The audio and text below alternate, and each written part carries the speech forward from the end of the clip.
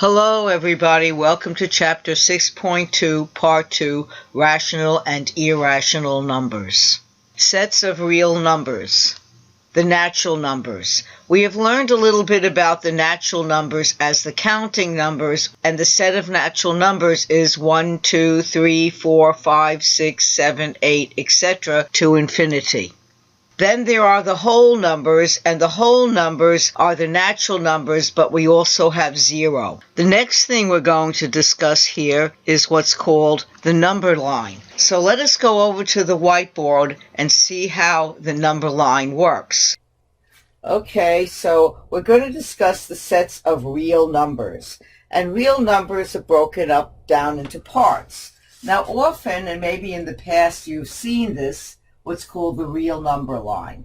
And that's a number line that looks like this and has little ticks in it for 1, 2, 3, 4, 5, 6, and -1, -2, -2, -3, -4, etc.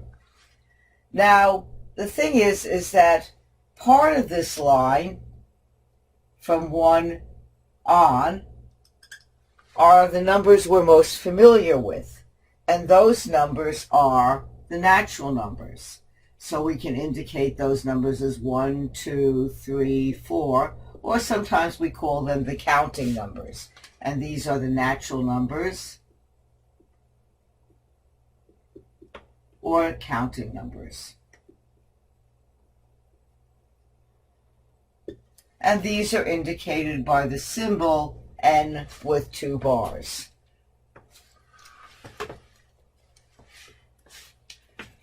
Now, if we add in 0 to this,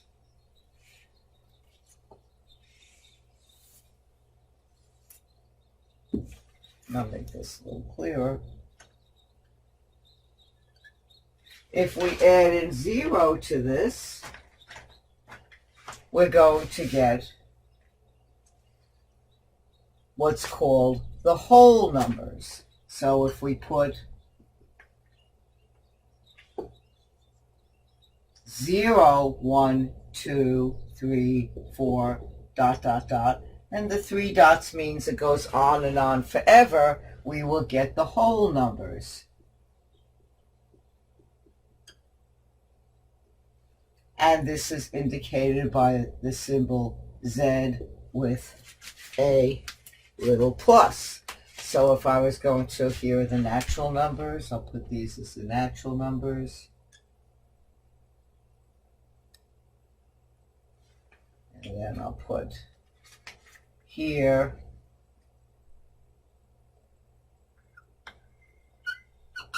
the whole numbers, where that includes 0, whole numbers. And this is the whole numbers.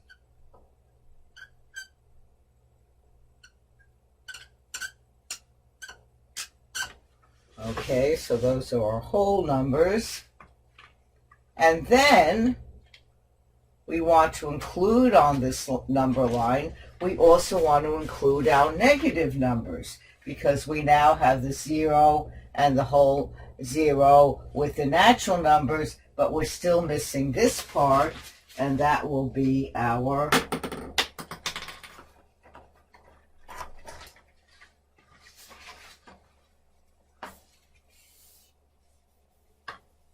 and those will be what we call the integers.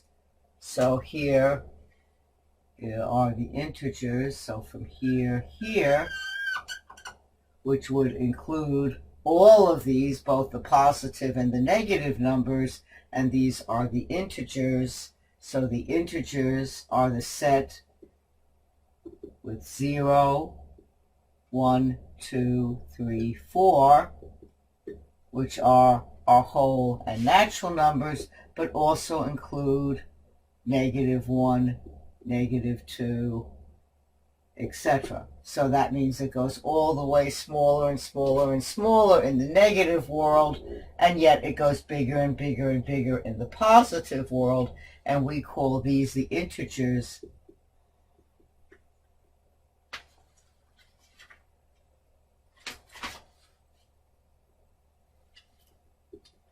Integers, which is just Z.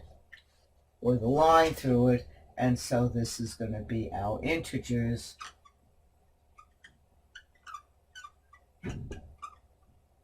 which is just plain z, where this is just the positive part of z, and z, why z? Well, that's Zahlen in German, and n natural numbers, and then the Zahlen with the plus means it's just the positive side of the integers.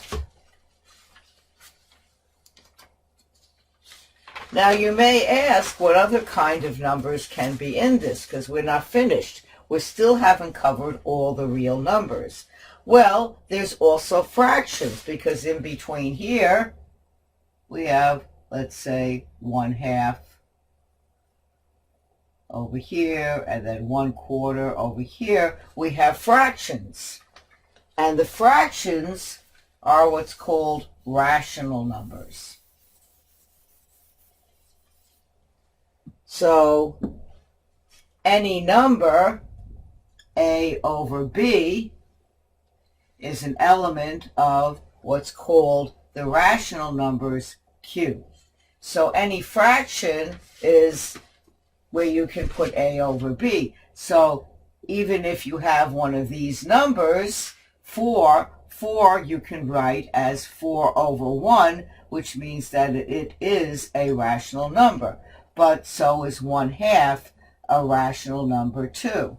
So any number that you can write as a over b is equal to a rational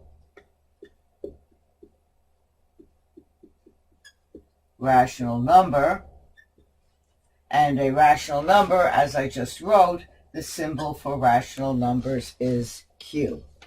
But we're still not finished, and that will cover everything. So rational numbers will be everything, not just the integers, but all of the numbers that we can write a over b in between. But we're still not finished with the real numbers. We're still looking for the set of real numbers. So we completed our natural numbers, our whole numbers, our integers, which I just accidentally erased, our integers, and our rational numbers, which is all the fractions in between. Reviewing what we just did on the whiteboard, we have a number line. The positive numbers go to the right of 0. The negative numbers go to the left of 0. And the positive and negative numbers are called signed numbers. The set of numbers marked on the number line in the previous slide, including positive and negative numbers and 0, are part of the set of integers. So this set shows the integers, and as you see, it goes to negative infinity and positive infinity on both sides. Numbers such as 1/2 and 1 2/3 are not integers. These are rational numbers. Rational numbers, as we saw, is where x is a quotient of two integers with the denominator not equal to 0. This is the set of rational numbers, the ones that are two integers a over b. This can be written as follows: x, where x is equal to a over b, where a and b are elements of z, which is the integers, and b is not equal to 0. As mentioned, b cannot be equal to 0 because that is very bad, because that will make it undefined. The graph of a number is a point on a number line. So here are a few numbers that are graphed. So here's negative 1/2, and here is positive 2 2/3. And here's another one where we have negative 1/2, we have positive 2/5, we have 2, which is equal to 2 over 1 because we can write it in a rational way. Here we have 3 1/2, and here we have negative 3 1/8. But not all numbers are rational, so let us go over to the whiteboard and discuss what other kind of numbers there are in the real number system. But we're still not finished. So There's another kind of number that is also part of this, which is called the irrational numbers.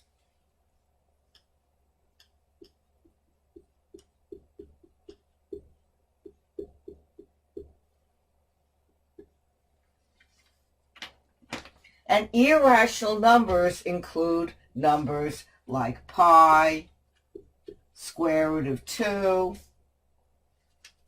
So here we have that irrational number, square root of 2. And it's irrational because it is not terminating, so we see it goes on and on and on. And we cannot have any, we do not see any repeated pattern. So no matter how far out we bring this, there'll be no real clearly repeated pattern. Another very famous irrational number is pi. And everybody's heard of pi, I would think. And if I put pi into my calculator, because my calculator, it turns out, has a symbol for pi. So I'm going to press the symbol for pi and see what comes up. And here I have, so here's my pi. Okay, get my pi here, equals pi equals, and here I have 3.14159265336, and this basically goes on and on and on. This is as much as my window tells me, and my window may or may not be rounding that off, because the last number usually on your calculator could be a round off. Okay, so as we see, this does not terminate, and nor is there any clear-cut pattern. And there have been many mathematicians who have tried for years and centuries to see if there is a pattern here, and have brought it out to the millionth decimal places and on and on and on, and still no one has found a pattern, nor has found that it terminates. And this is what happens with irrational numbers.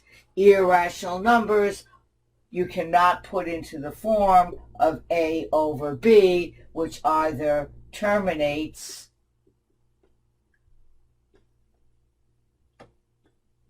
or is repeated.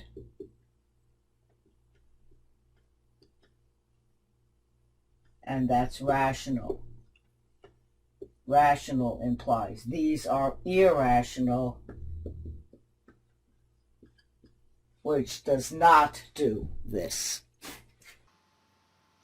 As mentioned earlier, not all numbers are rational.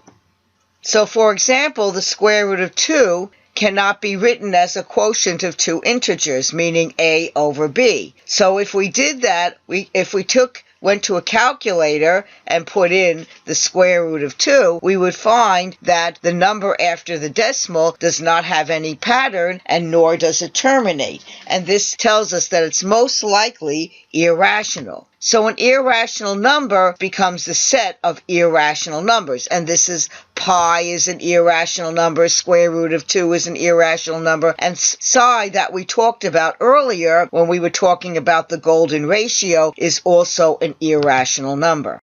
So let's try to see what it may look like on a number line. Square root of 2, we can say falls somewhere around here on the number line, but it's really, really hard to put it exactly on a number line, but this is about where square root of 2 is. The way we would derive square root of 2, or how it comes about, is by using the Pythagorean theorem. Now, the Pythagorean theorem we'll learn a little bit more about later on. That tells us that a squared, meaning one side, times b squared, another side, is equal to this long side, c squared. So we calculate that out, and we see if we use this as a unit and this is a unit, 1 plus 1 is the square root of x squared, and then because 1 squared and 1 squared is 1, and that becomes the square root of 2. Another irrational number is pi. And pi, it turns out, is the diameter of a circle, is the denominator, and the circumference of the circle is the numerator. So it would be the circumference divided by the diameter. And no matter what circle we get, we always get 3.14159, and then a whole bunch of numbers that are all very, very different. And many mathematicians for years and years and years have tried to bring it out to the billionth and the trillionth and the quadrillionth decimal, and no mathematician has yet found a pattern where there's some kind of repetition or termination. And as mentioned, no matter how big or how small the circle is, the relationship of the circumference divided by the diameter is always 3.14 or pi. So now we know all the components of the real numbers. So we started out with the natural numbers or counting numbers, which was 1, 2, 3, 4, 5, etc. And then we added on 0 to get the whole numbers. And then we put in the integers with the negative numbers. And then we put the rational, which is all the fractions. And then we now have the irrationals and some examples of a few irrational numbers, including psi we talked about as the golden ratio. And these are some irrational numbers, and all of these numbers make up the real numbers. Thank you very much. I hope you enjoyed this video. Be well, take care, and goodbye for now.